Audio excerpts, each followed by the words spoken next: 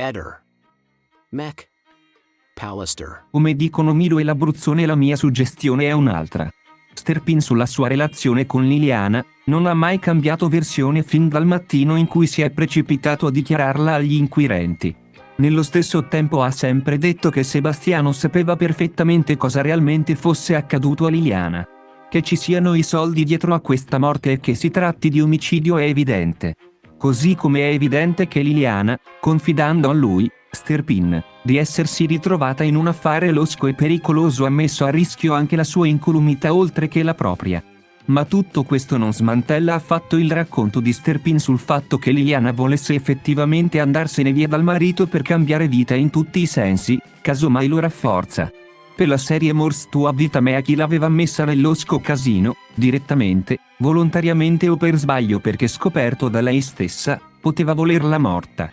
Per timore che tutto saltasse, tant'è che Sebastiano stesso, quando gli si è chiesto perché avesse dato i suoi hard disk agli amici, ha risposto perché avevo paura di morire.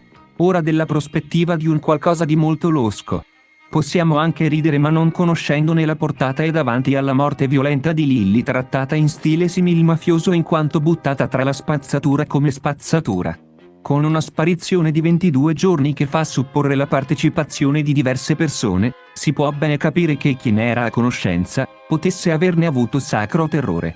Contestualmente è solo la mia suggestione che, sulla scritta in inglese, sembra voler solo evidenziare che la losca storia travalica i confini nazionali. L'ipotesi di Sterpin si spiegherebbe diverse cose fin qui ben poco comprensibili, ad esempio l'allontanamento totale del figlio da Sebastiano, che successivamente alla morte di Lilly, gli avrebbe regalato 27.000 euro, guarda caso la metà dei famosi 50.000 di cui si parla. Il fatto che Sebastiano abbia sempre farfugliato cose contrastanti dicendo che a spiegare l'accaduto non doveva essere lui, che se parlavano accoppavano, ma che dovevano essere gli inquirenti a scoprire gli eventi. Il fatto che Sebastiano abbia meticolosamente creato e sbandierato un alibi perfetto, all'epoca assolutamente inutile. Il fatto che Sebastiano abbia ripulito i social cancellando migliaia di contatti e facendo lo stesso col cellulare regalato di corsa una volta formattato, ad un'amica. Il fatto che l'Abruzzone, subito dopo aver parlato con Sebastiano, abbia cambiato opinione dicendosi certa della sua innocenza. Il Circus del venerdì sera ha lanciato un nuovo numero inedito, direttamente dalle nebbie della preistoria prima che l'Homo sapiens si trasformasse in agricoltore, allevatore. Ecco a voi il generale raccoglitore esploratore, con sprezzo del rid pericolo Garophanus primordialis si aggira nella tundra friulana alla spasmodica ricerca di sacche di immondezza, spazzatura, robe vecchie e materassi usati. Il numero di alta perizia circense è preparatorio all'altro giochetto, metti l'impronta leva l'impronta. Nella seconda parte dello show incredibilmente emette bolle di sapere che, contraddicendo le sue stesse precedenti affermazioni, cozzano in maniera spettacolare con le evidenze empiriche. Sprigionando lampi, fiamme e fuochi pirotecnici di mirabolante effetto. Primo, la pioggia cancella le impronte digitali.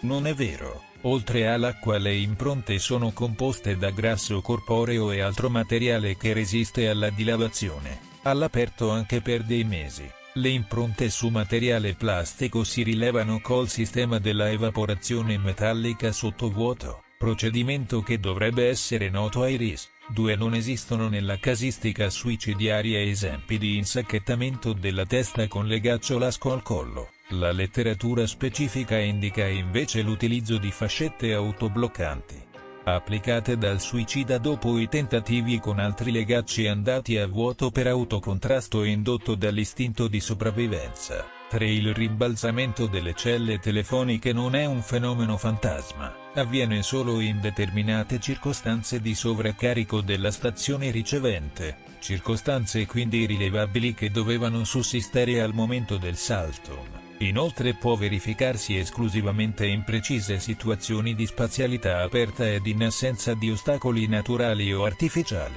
tutte precondizioni che devono essere verificate prima di esprimere valutazioni di natura empirica, che altrimenti rimangono prive di pregio. Screditando l'autore, lo spettacolo è poi proseguito coi soliti guizzi, lazzi e coi consueti spericolamenti intellettivi. L'alibi è un elemento neutro, Se ha riscontro assume valore probatorio, altrimenti no. Se non è riscontrabile, non dimostra che il sospettato sia colpevole, ma lo stesso ragionamento non vale per la costruzione dell'alibi.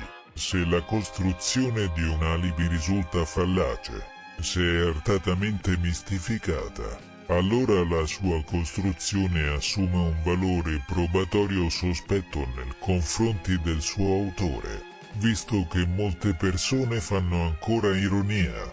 Sarebbe interessante andare alla COP con le lenzuola che Liliana ha regalato a Sterpin e chiedere che facciano una ricerca sulle vendite antecedenti al 14 dicembre per poi con gli orari di vendita alla mano, che risultano dai documenti fiscali elettronici registrati nella scheda da inviare all'Agenzia delle Entrate a fine giornata.